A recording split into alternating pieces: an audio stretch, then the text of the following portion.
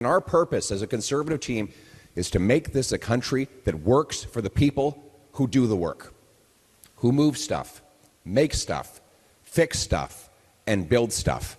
It used to be a great country for those people. It used to be that, for example, when Melissa's father arrived here, he was an engineer, but he was blocked from working in his profession because of a lot of government gatekeepers. He started off as a taxi driver, but he built an incredible life. He could own a home, and now he watched his daughter grow up to become the deputy leader of Canada's biggest political party. I lived that promise, born as an adopted son of two school teachers, and I'm before you here today. The promise of Canada was that anyone from anywhere could achieve anything, that hard work would get you a great life in a beautiful home on a safe street with affordable food. But that promise is broken. After 10 years of Liberal government, they've doubled housing costs, giving us the worst housing in all of the G7. And now an entire generation of young people is shut out of home ownership. Mothers have to turn back items at the checkout when they're at the grocery store because they realize their bank account is going to empty before the grocery cart does. And we've got 2.2 million people lined up at food bank. All this because of Liberal taxes that drive up the cost of food and food production. Fuel prices are 12% higher here in Canada than in the United States. You can't blame that on global matters. They have the same global prices we do for oil, but our higher taxes mean you pay more at the pump under this Liberal government. And Mark Carney promised he would be different, but it was all an illusion. He promised he would go back on all the things that he'd said and that his party had done for the previous 10 years.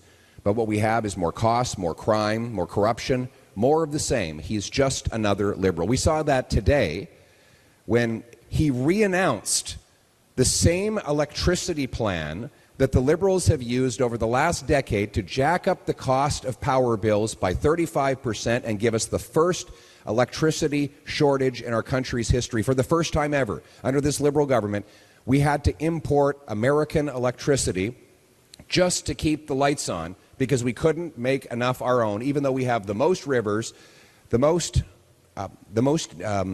uranium for nuclear power, and the cheapest natural gas. Because of Liberal taxes and red tape, they blocked us from making the electricity we need. And today, the same policies of industrial carbon taxes, anti-development laws, and delayed permits were re-announced as if we would get a different result than the last 10 years. We don't need to repeat the same mistakes.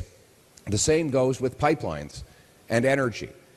Tomorrow, we'll find out how much Mark Carney wants to raise the industrial carbon tax, a tax that adds to the cost of home building by driving up the cost of cement, concrete, glass, aluminum, and steel, that adds to the cost of food by taxing the very farm equipment and fertilizer that's necessary to make it. My view is that the industrial carbon tax should be zero. We should have no tax on our energy and our production. And as for a pipeline, we want to see it happen. We're holding out hope.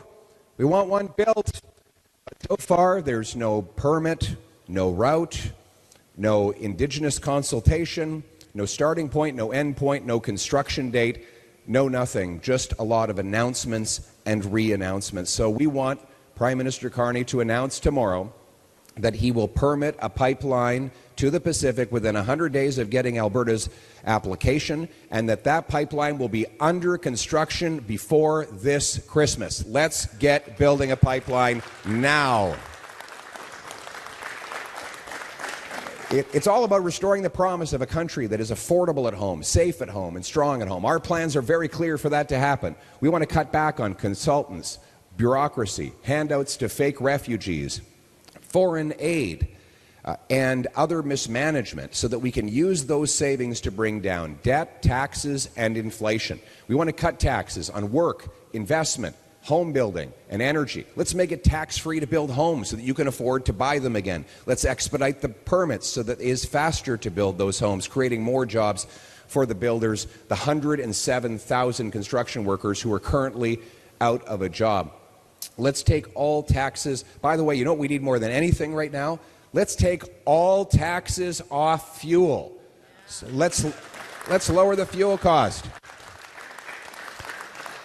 Doing so would save you $25 every time you fill up as a family of four, save you 25 cents a liter, and would save you $1,200 between now and Christmas. It would also save thousands of dollars for each of the trucks you have out on the road, savings that your company could pass on to you through higher wages and to customers through lower prices. Affordable energy is the key to defeating poverty and lifting living standards for all.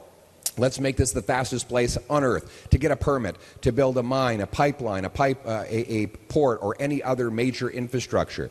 And let's do that in a safe country again by locking up the criminals.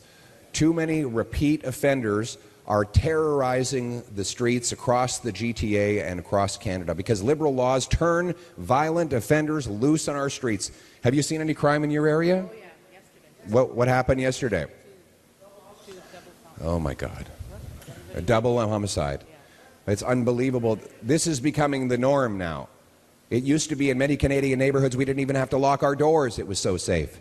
But now, with the catch and release liberal laws, they're just released again and again and again. Mark Carney hasn't done a thing about it. The crime gets worse and worse as he sits back and does absolutely nothing. We are going to pass laws for jail, not bail, to lock up repeat offenders. 3 strikes, you're out. You commit 3 violent offenses, you go to jail for a minimum of 10 years, and you never get out until you can prove that you're a safe citizen that won't reoffend.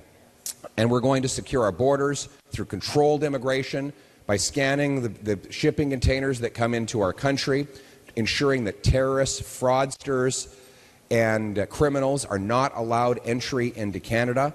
Coming to Canada and being part of our family as a country is a privilege, and we want immigrants who follow the law and build our country like my wife, but we do not want foreign criminals coming into our country.